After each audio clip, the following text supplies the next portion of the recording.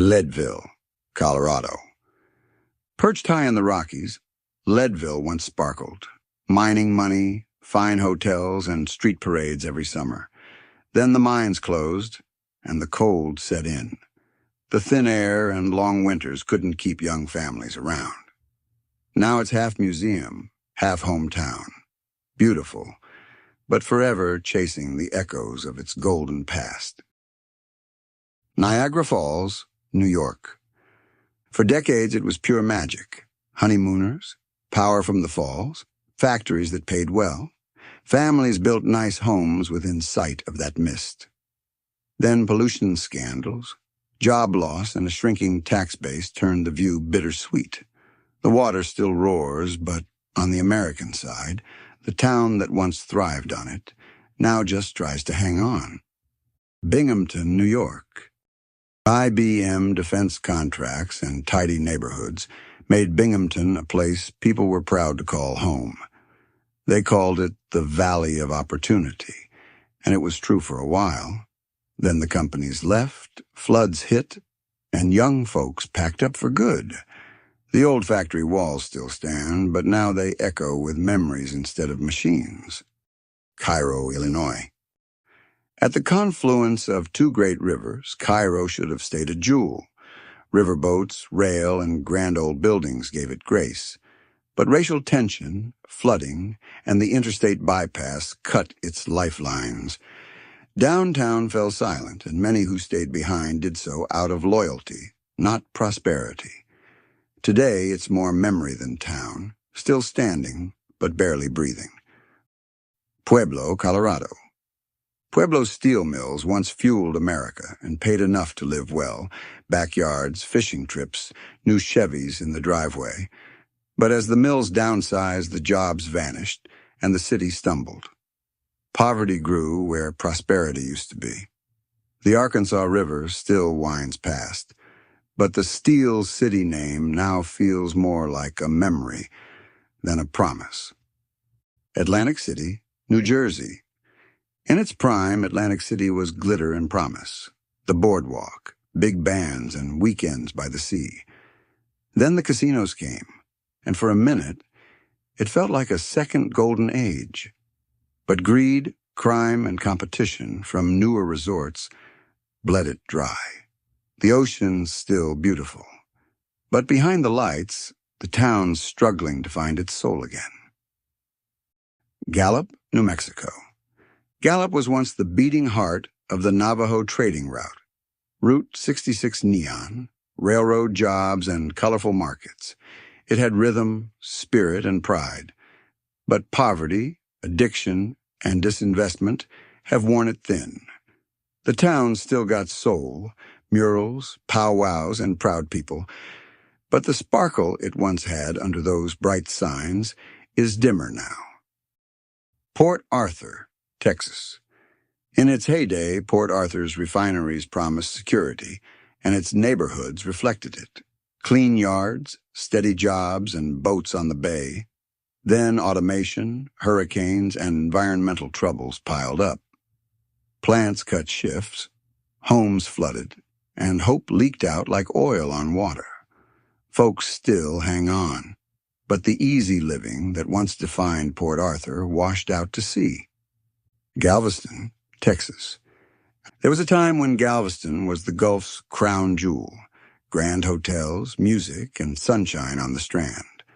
Hurricanes kept coming, though, and the seawall couldn't save every dream.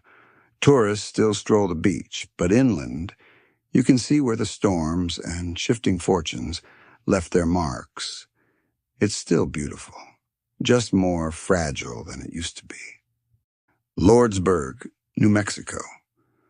Lordsburg once thrived on the rhythm of trains, travelers, and Route 80 traffic. The motels were full, and the cafes never closed. Then the interstates came, and the trains slowed. The lights went out one by one, and the desert wind moved in where laughter used to be. It's still there, but the hum of the highway drowned out the heart of it. Pine Bluff, Arkansas.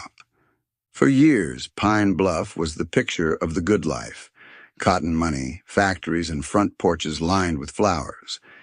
Then the jobs moved overseas, the mills shut down, and crime crept in. These days, too many storefronts are boarded up, and the city that once buzzed with promise feels like it's waiting for someone to turn the lights back on. Shreveport, Louisiana. Shreveport used to be where the good life met good music. Oil money, riverboats, and nights filled with blues and laughter. But oil busts, job losses, and rising crime chipped away at the shine. Casinos tried to bring it back, but the magic never quite returned. You can still hear echoes of the old tunes if you listen close enough. McKeesport, Pennsylvania. Once McKeesport had everything a working family needed. Steady union jobs, schools with marching bands, diners full at breakfast. But when National Tube closed, the life drained out. You can still see the old movie marquee and the bridge lights, but most nights they shine over empty streets instead of crowds heading home from the mill. Gary, Indiana. Gary used to be the pride of the Midwest. New schools, union jobs, and Saturday nights under steel mill lights. Folks owned tidy houses, and music rolled right out of the churches and bars. But when the mills slowed and U.S. Steel pulled back, paychecks dried up. Families left, storefronts boarded up, and the city that built so much steel couldn't keep its own frame standing. Flint, Michigan. Back when GM was king, Flint felt like a promise kept. Safe streets, busy factories, and baseball games after long shifts. Then the plants closed, the jobs vanished, and folks were left to fight for clean water in their own homes. What was once a symbol of American strength turned into a warning about what happens when industry walks away. Bethlehem, Pennsylvania. Bethlehem Steel once put roofs over thousands of heads and sent kids to college. The skyline glowed red from the blast furnaces, and that light meant security. When the company folded in 2001, everything dimmed. What's left now are empty mills turned museums, monuments to a time when this little city built America's bridges and its middle class. Johnstown, Pennsylvania. Tucked in the Allegheny Hills, Johnstown was picture perfect, sturdy homes, factory whistles, and families who never thought of leaving. Then came floods, layoffs, and the slow death of steel. The rivers still run through town, but now they pass shuttered shops and silent mills where generations once made their living. The pride's still there, just quieter now. Canton, Ohio. There was a time Canton could have been the blueprint for small-town success. Football pride, steel paychecks, and well-kept lawns. The Timken Company kept the town humming for decades. Then came automation and offshoring, and the hum turned to hush. Downtown emptied, and the solid middle class that built those houses started to fade like old paint. Ajo, Arizona. It was once the pride of the desert, a neat copper mining town with Spanish plazas and good pay. When the mine shut down in the 1980s, folks drifted away. Today, artists and retirees fill some of the gaps, but you can still feel the silence in the empty storefronts. The sunsets are as golden as ever, just without the security they once promised. Bridgeport, Connecticut. Bridgeport used to shine, the kind of city where you could make a living and still walk to the shore on Sunday. Machine shops, car plants, and a proud middle class kept it strong. But when the factories left for cheaper labor, the heart of the city went with them. What's left are ghosts of prosperity, standing under cracked brick and fading paint. Camden, New Jersey. There was a time Camden was a model of industry. RCA, shipyards, and tight-knit blocks full of working families. When the plants closed, the paychecks went with them, and crime filled the cracks that poverty left. Across the river, Philadelphia kept growing. but Camden's skyline turned quiet. Once a beacon of progress, it's now a story of what happens when progress moves on. Chester, Pennsylvania. Factories along the river once kept Chester busy. Oil, steel, shipbuilding, all of it. Families owned homes and kids played in yards near the docks. Then came layoffs, pollution, and the slow burn of poverty. Today, the Delaware still runs by, but it carries more memories than money, and Chester's promise feels like something left behind with the tide. Selma, Alabama. Once Selma was proud and prosperous, factories, farms, and a sense of purpose. The civil rights marches put it on the map, but the jobs that kept folks fed slowly dried up. With industry gone and young people leaving, the town that helped change America now struggles to change its own fate. The beauty's still there, just buried under hard times. East St. Louis, Illinois. East St. Louis once rivaled its neighbor across the river. Full employment, neon lights, and paychecks that bought nice cars and Sunday dinners. Then the factories shut down, the tax base collapsed, and corruption crept in. The skyline that once glowed now flickers dim, a reminder that even the strongest city can fall when industry moves on. Bogalusa, Louisiana. Bogalusa was born rich, a model company town with paved streets, good schools, and a sawmill that kept everyone working. But when the timber ran out and the mill downsized, the future dimmed fast. Now the grand houses stand quieter, and the paychecks that once built them are long gone, leaving behind the shell of a proud little city. Brownsville, Texas. Once buzzing with port traffic, citrus farms, and cross-border commerce, Brownsville felt like a town on the rise. But low wages, factory flight, and deepening poverty slowed its stride. It's still rich in culture and warmth, but many families now live paycheck to paycheck. The sunsets over the Rio Grande are just as pretty. The pay just doesn't go as far. Stockton, California. Stockton used to be the heart of California's Central Valley. Fertile fields, solid jobs, and a hometown feel. Then came the housing boom, the crash, and one of America's biggest city bankruptcies.